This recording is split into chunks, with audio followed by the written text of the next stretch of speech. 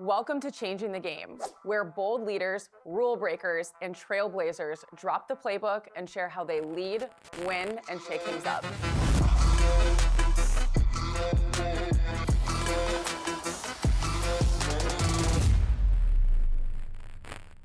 Hey there, it's Jordan, your host. If you've been loving the conversations on Changing the Game, I'm excited to introduce something new, the Nobody Cares Club, a show about building the life you actually want without worrying so much about what everyone else thinks.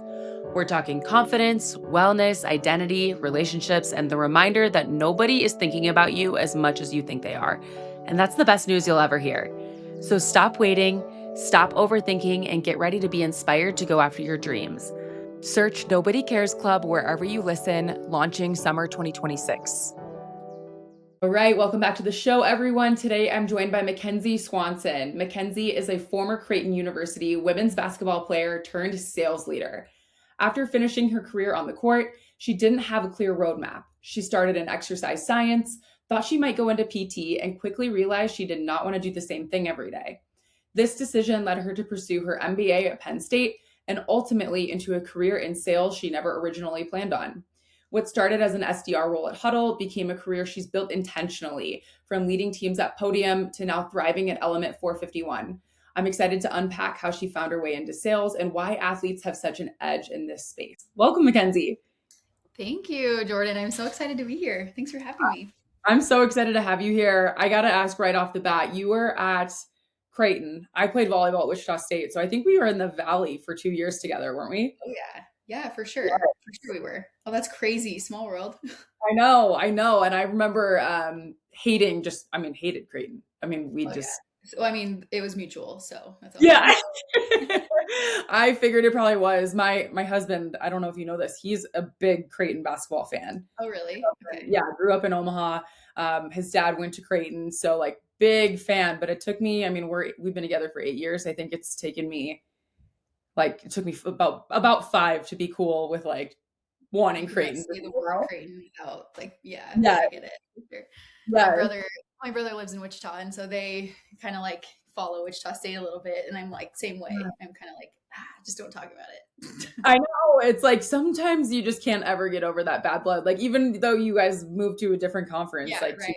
our career, it was still like we still played the volleyball team in like preseason tournaments, and there was still just like we did not like you guys. I mean, when you're an athlete, it's like deep seated in you to have that Totally. rivalry.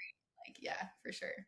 I wouldn't even, my husband they had season tickets to Creighton games when I lived there, and I wouldn't even wear blue. I was like, I'm neutral. I'll wear white or black. That's how my husband is with Creighton and Nebraska. Like, if we go to a Creighton women's basketball game now, he like refuses to wear anything Creighton. So, because he's a Husker, yeah. Yeah, so we've gotten to the point where he'll wear like, white or gray or black, sometimes blue, but yeah, same situation for sure. Yeah, that's like serious business there. Like the whole J-Sker culture, it's like, yeah, it's bad. Yeah, it's brutal for sure. But I feel like I have a pass because, I grew up in Nebraska, loving Nebraska sports, and then now I went to Creighton, so I get to be a J-Sker, I feel like. So yeah, I would agree with that. Also because like there's no football team, so like, Creighton doesn't have a football side, so you can kind of I give you a pass. I totally see it from both sides as an outsider. So third party, okay, perfect. Yes, Thank you. I think it's totally fine. I think the deep-seated hate for one another it's just, I guess, I don't know, part of life there in Nebraska, huh? It is, for sure is. I love it. What was your favorite memory from your athletic career? Yeah, this is so hard to answer because I've played many, many years of basketball. I've played other sports, volleyball, track, soccer, or softball. So there's just so many I could pick from. But honestly, like when I put it in perspective of my career and the things that I've learned about myself now, just thinking back on those years, there's 2 that really come to mind. And the first one is when I was in 7th grade, I started playing Cornhusker Shooting Stars, AAU basketball in 6th grade. So that was my AAU team. But in that first year, I pretty much like rode the bench pretty much 100% of the time. And I hardly got to play. I was mostly just practicing, rightfully so, because I was not that good. But when I got to like 7th grade, I think it might've been like middle of 7th grade year. I don't know if I got pissed off or I was just like sick of riding the bench or something, but there was this one game I can remember. A switch just flipped. Like, I think I scored 20 points that game. And everyone after the game was like, what happened to you? And I don't know. It just kind of like, I think maybe I got pissed off or I don't know what it was, but what that taught me, or when I look back on it, what I realized is that was the moment for me that it was the first time that I realized I could really like do hard things and like walk into this like spotlight almost, right? Like I could be the best and I can really push myself beyond what I think I can do.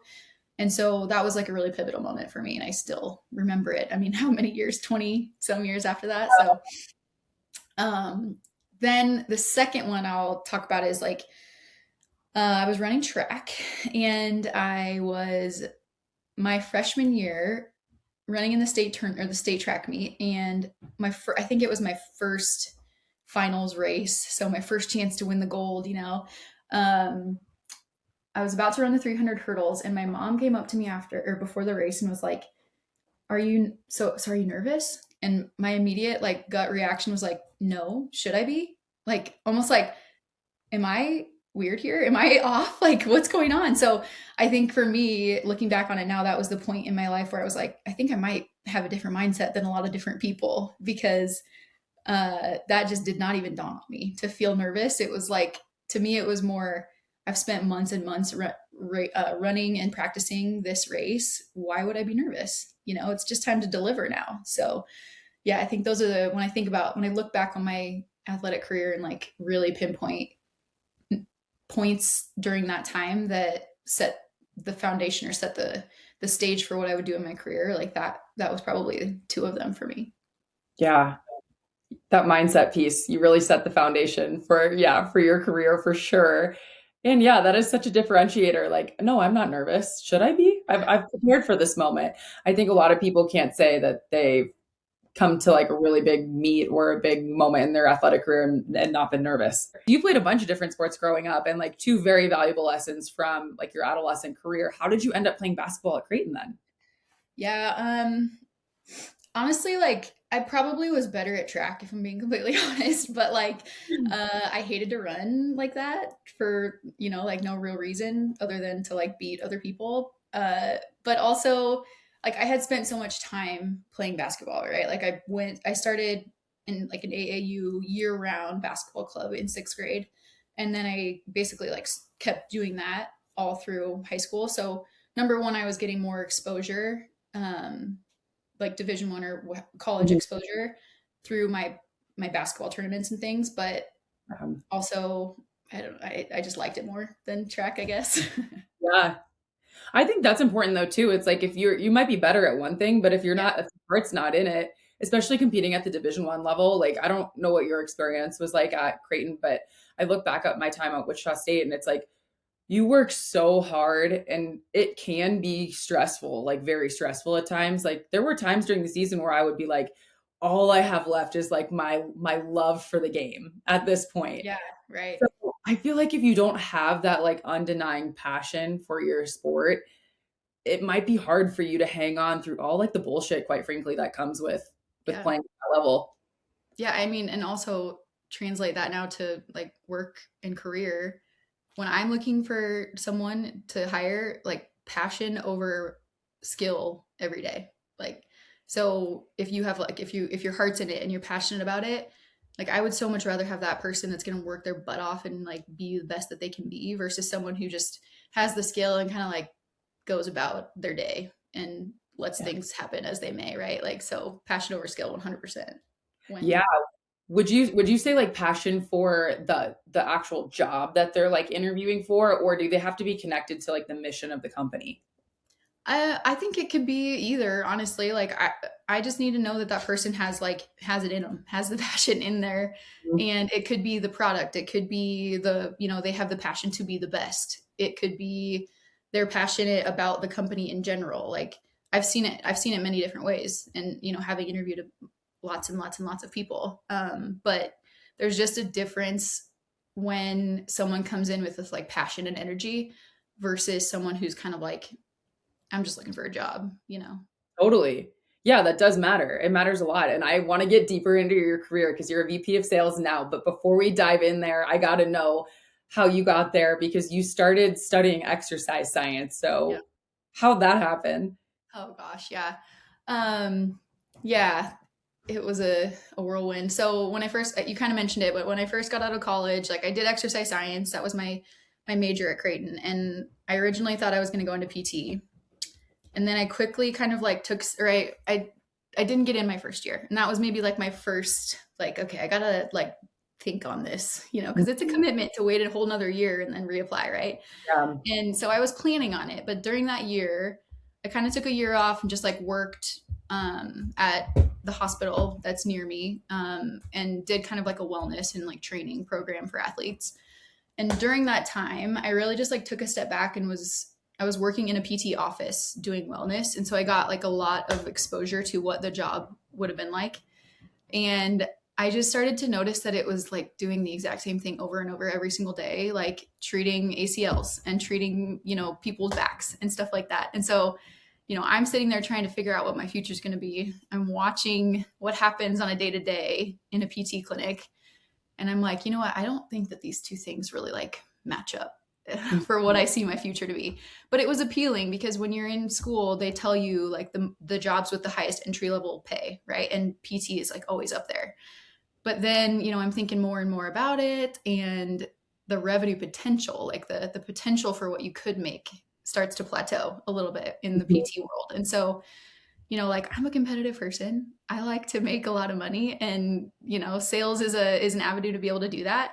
I don't think I necessarily was like, I love sales. I want to go into sales because of, you know, my competitiveness and my passion and all of that. It was more just like, okay, well, I could go make some money, and I like the competitive nature. I'm probably one of the most competitive people I know.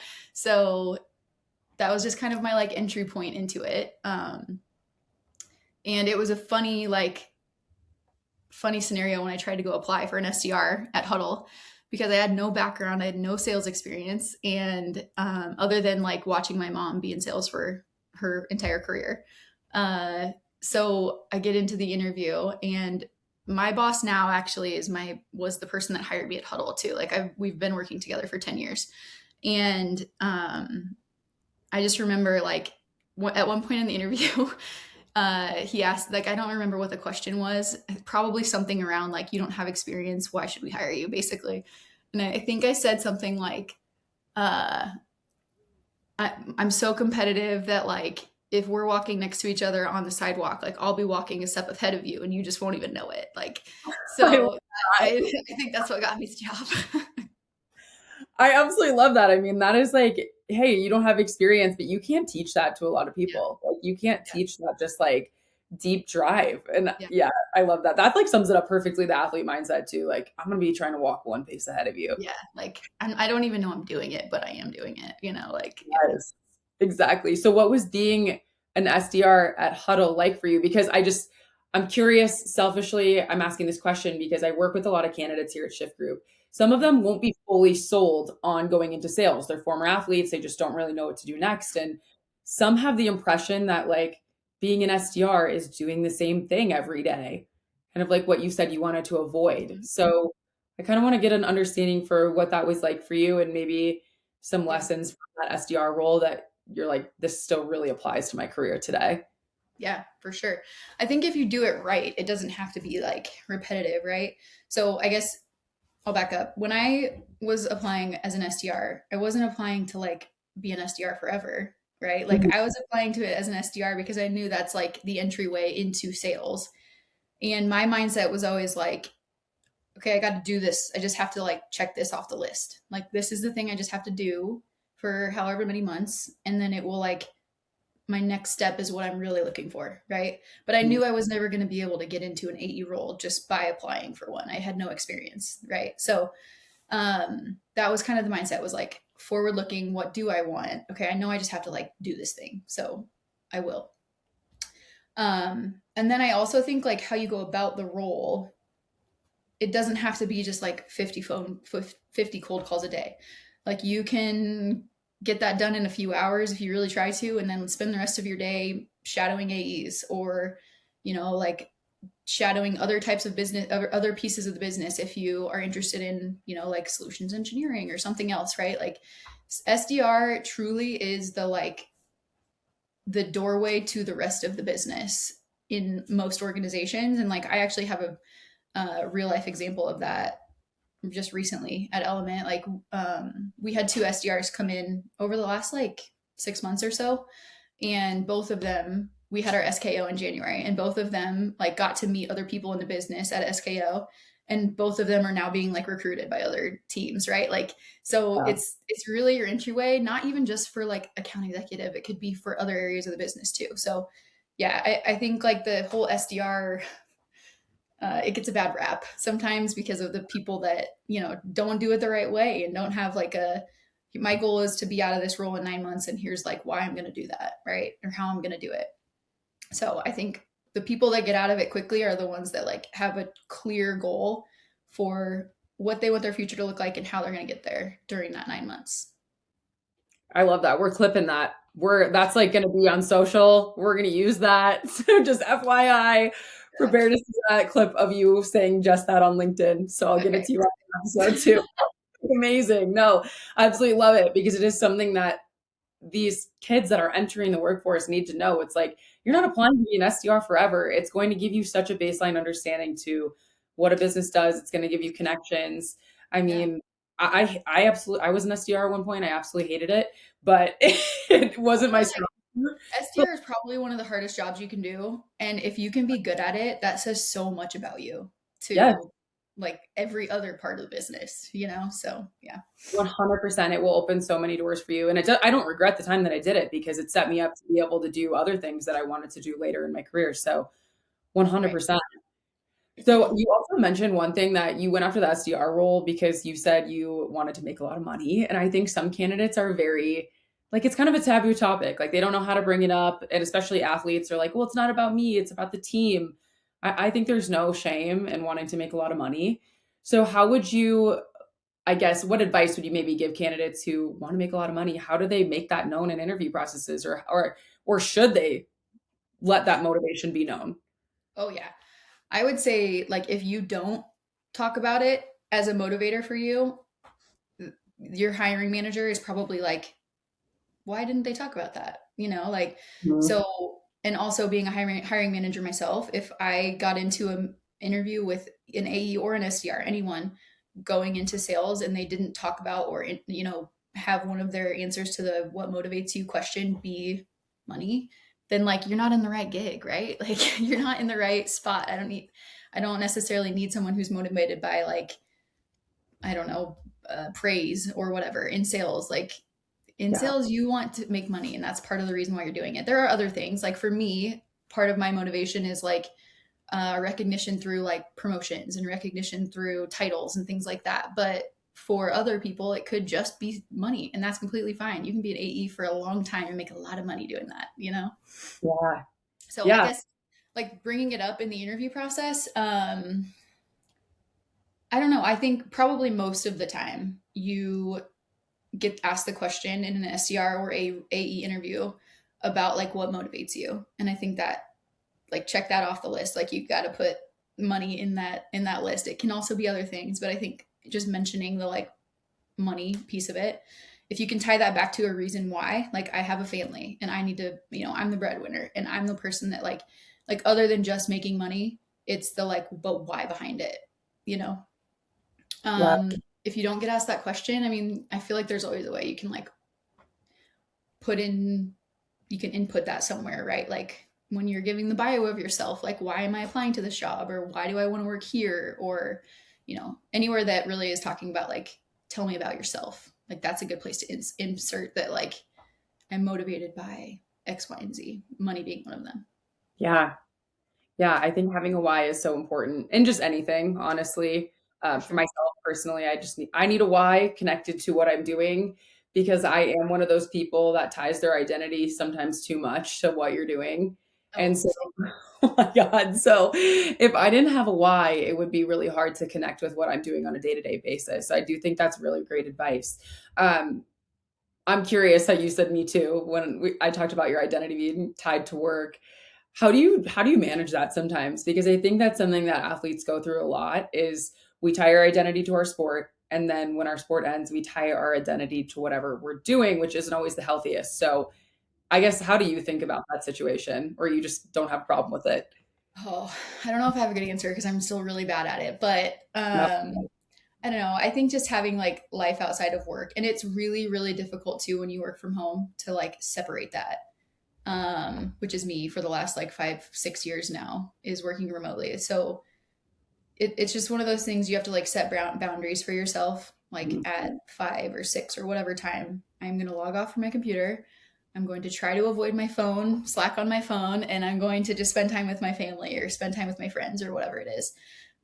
So I really think it's like being intentional about the boundaries that you set for yourself. But yeah, it's hard, and I'm not great at it. I'm still always basically working, and also have people to call you out. Like my husband's there to be like, "Hey, hang up and hang out." That's like our thing. Yeah, Is I hang up love and that. hang out. Yeah. So Yeah, that's hard. It is really hard. I'm a really bad example of that too. So yeah, I was curious for my own selfishness too, like how you set boundaries around that. Because I find myself on my computer and I tell my teammates because my teammates are in Boston and I'm on mountain time. So I'm slacking them then at like 8 p.m. my time, but it's 10 p.m. for them. And I always tell them like, please ignore this. I just need to get it off my brain. So yeah. I totally understand how hard it is to truly separate work and life, especially when you don't have an office to come home to Yes. Yeah. or like come home from, I guess. Yeah. Yeah. So curious about your career trajectory then. So you were an SDR at Hudl. You had a couple pit stops or you went to Podium afterwards. So I hmm kind of want to hear a little bit more about that and how you ended up then at Element 451. I can sum it up in like the way that the sale was, right? Like the sales cycle and just who you worked with. Like at Podium, you worked with the decision maker most of the time. And so it was like one call close culture. And that's how a lot of times you were measured as like good versus great was could you close someone on the first call? Like you meet them on that call and you close them on that call. Also, if you weren't closing a deal within 7 days, there was like way less of a chance. I think it dropped to like 2% chance that you were going to close that deal just based on like the historical metrics that we had. So compared to what I have right now at Element with, a longer sales cycle and a little bit higher ACV contract value, then at Podium, it was like a quick close, quick sale, Mhm. monthly quotas, like, just more of kind of like this like fast nature of it. Yeah, that would be really intense. What did it teach you versus maybe like a longer sales cycle? Or like how does somebody figure out like, is this the type of environment that I like? What's Yeah. your what's your advice there? Yeah. I mean, honestly, the biggest thing it taught me was that like in that world, the like daily inputs that you put in and the work that you put in daily will translate to your results, right? Like if you take off a day, you're going to lose that on the back end. And if you take off one early day in the beginning of the month, that might hurt you for your end of day, right? And not even take off. Like I'm not saying don't take PTO. I'm saying like you spend a week and you give 50% that week because for whatever reason, right? Like whatever you put into it, you're going to get out of it. And it's very, very clear when everything happens so quickly. When you have longer sales cycles, you just have longer, there's a lot more meetings, there's a lot more room to make mistakes, I guess is the right way to say that. Like, like when you're in a 7 day close, one call close culture, like mistakes mean potentially not winning a deal and you have to be on all the time. So I don't know. I think what it taught me in like a positive sense is that the more that you put into your day to day and like win every single day, the more results that you will see. And like the math will math, if that makes sense, right? Like the math of the inputs that you put in will end up making you money in the long run. Yeah. You're obviously, McKenzie, you're obviously very, very driven. And I can feel that during this conversation. I'm curious where that honestly comes from. Because like I know you played a lot of sports growing up, but like what influences did you have in your life that, fostered this work ethic in you? Or do you feel like you just have always had this? I've had it ever since I can remember because of the way that I grew up. So my dad was a farmer And my mom was like a VP of sales, VP of marketing, business development, all of that kind of like through her career. And so I don't know, when I tell people that, it's like, wait, what? That's like such a strange background. And I'm like, yeah, I know, but I didn't know any different either. So like with my dad, the hardest working person I've ever met, like weekends are not a thing for him. And what that like taught me now looking back on it, I didn't know it was happening at the time, but looking back on it, like my weekends were filled with either playing basketball at a high level or working on the farm with my dad, right? So like there was never this like Saturday is to watch cartoons, you know? Yeah. And so and it's one of those things like when it happens to you as a child, you don't understand it's happening. But now looking back, I can be like, oh yeah, I had a different childhood than a lot of other people. At least that I work with. People around where I live now, it's, you know, that's how we all grew up. But I think the second piece of it though is seeing my mom be kind of the like breadwinner in a sense at the time. Like farmers, when you're kind of like trying to make it, everything that you earn goes back into your farm, right? So I feel like experience for me because like it's just a different dynamic than I feel like a lot of people had. But also just like seeing her drive to Omaha every single day for work and be in this like business world. I used to go to work with her once in a while too. And so I just got to like see her in the way that she went about like her business and her professionalism. Um, I have this, my mom tells this story and she loves it. She's probably going to laugh when she hears this, but I think I was like 5 or 6 and well, I don't know if it was like a funeral or what. My dad was wearing a suit for some reason. And so he comes out of the bedroom and he's like, and I'm like, Dad, what are you doing? Only mommies wear suits. Like that sums up perfectly what my childhood was like, you know? And so, yeah, like I think just the combination of those two things are the reason that like I have this drive and I have this work ethic that I do. And it's again, like, I didn't know it was happening, but it was, you know, so. I absolutely love that you have that story from your childhood because it just shows how kids see the Yeah. world. Exactly, like you had your experience and you're like, well, that's just how everything is. Like Yeah. I work hard on Saturdays, I don't have days off. My dad is the farmer, my mom wears the suits. And so when your dad wore the suit, you're like, what is Yeah. happening here? Like Yeah. this is so odd to me, which is the reverse, I feel like, with what Mhm. a lot of the rest of us as kids maybe grew up with. Yeah. What did your dad farm? I'm curious. He does corn and soybeans. So Okay. it's, Okay. yeah. And then I'm also curious about like your mom's experience working in sales Mhm. because we always say like now sales is still very male dominated. And I couldn't imagine maybe when your mom was working in it, did you ever see that perspective or was that your mom's situation?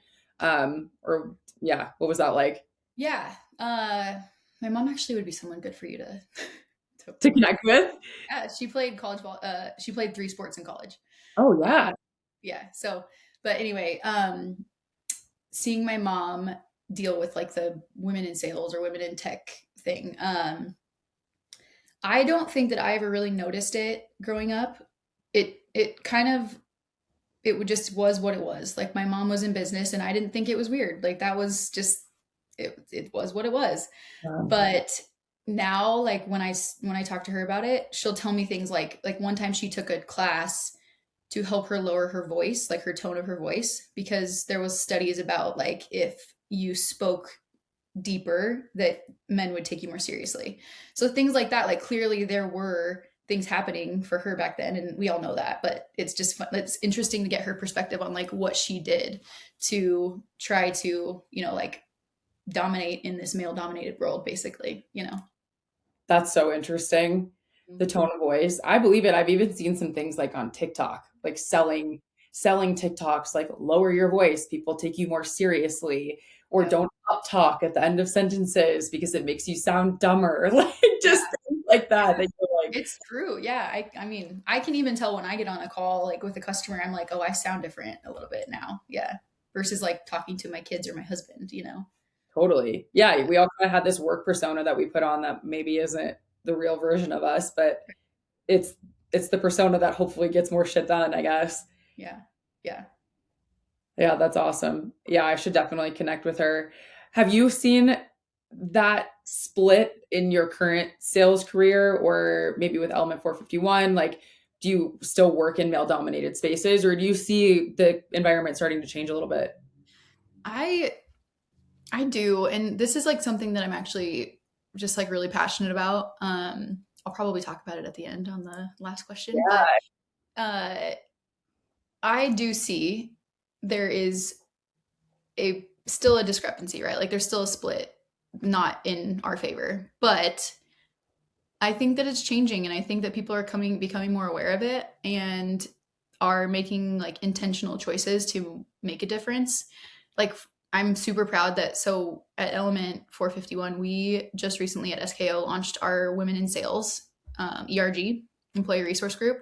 So Awesome. I kind of like headed that out a little bit, and I was about to announce it, and I'm like, I gotta have some cool stat or something to be able to, use. And so then I found out that right now in sales teams, women only represent about 22% of the team normally. Our team is 45%, and our sales leadership team is more like 55%. So, like, I hadn't even thought about it. And that's like something I'm proud of actually is that, like, it wasn't a thing for me. Like, it was just like, it just happened organically for whatever reason. And so to me, that's like, it's, it makes me excited that that's like where we're trending now. Yeah. Yeah, I get what you're saying. Like it did happen so organically that it's like all these women, like there wasn't like an initiative, like we got to bring in more women. It was like all these women, like the attitude within the sales culture is changing a bit. Like there's more women stepping into the space. There's more women excelling in the space, stepping Yeah. into like their power in the room. Yes. Right. Yes. Like, I love that. Like the culture is changing. It's not just, hey, we got to meet a quota. The culture is changing. Yeah, exactly. And my favorite part about it is that we didn't notice it was happening, and if I wouldn't have looked up that number, we wouldn't have known because it just, like you said, it wasn't an initiative. We didn't change the way we hired. It just happened the way that it did. So I was really Yeah. proud of I love that. I think and I don't know what the root cause of that is. I've heard just through communicating with new candidates at Shift Group that a lot of universities are actually starting sales majors in that. their business schools, which is something we never had. Yep. Sales always had this, like, to me, the like, the sleazy kind of Yeah. stereotype, which it's totally not that. Like it's a real professional industry where a lot of women can have a ton of success. So Yeah. I'm glad it's changing and things are turning around. Yeah. Yeah. And like speaking of that a little bit too, um, just the like people think it's sleazy, and I kind of think of it as like people kind of see it as a car salesman type of world. But honestly, like the best salespeople that I've ever worked with are the ones that are like they're curious, they're empathetic, they're consultative. They're the ones that like just they're fair. They do things correctly. And I mean, not to toot our own horn or anything, but I do think that's why women are so good at it, is because they just naturally have a lot of those characteristics. And so I think that like the world is starting to figure that out now, and it's not car salesy anymore. It's more like these like really good people who want to like make people's lives better can sell really really well. Absolutely. It's doesn't have to be the loudest person in the room. It's like the Yeah. best listener, like you said, the most empathetic, or just the person that wants to genuinely help Yeah. someone. Yeah. I love that. I love that the attitude's changing. Yeah. Me too. It's really exciting. So, as VP of sales, what advice would you give to somebody who wants to break into sales or excel in their career in sales, or even the person that's just like, I don't know what to do next. Maybe I'll try this sales thing. What would you tell them? Yeah. Yeah. Um, I think the biggest thing for me, and this isn't probably advice for everyone, but I would imagine or assume that if you're listening to this podcast, you're a high achiever and you want to become better. So I'm gonna like focus my advice on that person. If you are a high achiever, it's likely that you've never really seen failure before, right? Like, yes, maybe you've had a challenge or you've hit a roadblock or something didn't go your way, but like you learned from that. You didn't just like stop doing what you were doing, right? And so I think the biggest advice I can give you is like follow your gut. Like your gut will tell you and your heart will tell you when you're being pulled towards something. And even if it even if it seems scary or it's like, oh, this is like a complete jump. Like I've done this so many times in my life where I've either changed careers or changed my trajectory of where I was going to go with my career. And every single time it was because my heart was like, hey, this doesn't feel right. And something else feels right. Your heart will be telling you that there is like something out there that is better than what you're currently having. And maybe, you know, whatever it feels like to you, anxiety or just not quite right. That scary thing or the thing that feels uncomfortable is the thing that you should run towards. And I say that because like, even if it's scary, like you can always lean back on the fact that you have never not gotten through a hard day. Like you've gotten through 100% of the hard days that you've been through, right? Or the hard things or whatever it is. So that scary thing is just the thing for you to go accomplish or for you to get through or for you to learn from. So that's kind of like the attitude that I've taken is like when something feels scary or uncomfortable to me, but I still feel like a pull towards it, I should just run towards it because clearly there's something there for me that will either teach me something or make me better. And that's like the game. That's the name of the game. That's kind of the goal, right? Absolutely. Run towards the scary thing because it's going to make you stronger, better, faster, whatever it is. Yeah. 100%. So, McKenzie, we are coming up on time here. I have one more question for you. For the namesake of the show, it is changing the game. So, what does changing the game mean to you in this chapter of your life or career? Yeah. Changing the game to me, kind of going back to what we were talking about with like women in sales, women in tech, just women in business in general. This might be an unpopular opinion, but I think that us women are only going to be taken seriously or